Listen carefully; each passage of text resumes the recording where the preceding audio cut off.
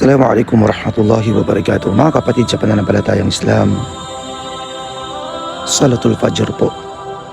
Sala na kung saan walang katulad, walang katumbas.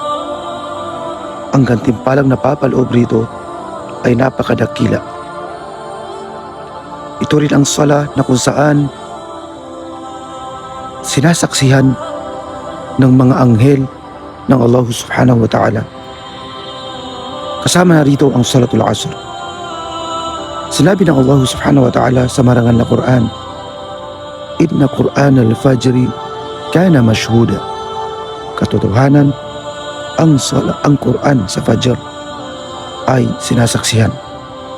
Na sinabi ni Sheikh bin Baz rahimahullah na ang Quran sa Fajr na tinutukoy rito ay walang iba kundi ang Salatul Fajr. Allahu Akbar. Sinasaksyan ito ng mga anghel ng Allah subhanahu wa ta'ala.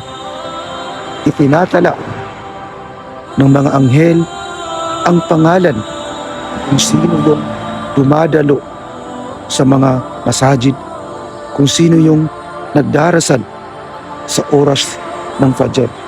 Subhanallah. Wallahu alam. Assalamualaikum warahmatullahi wabarakatuh.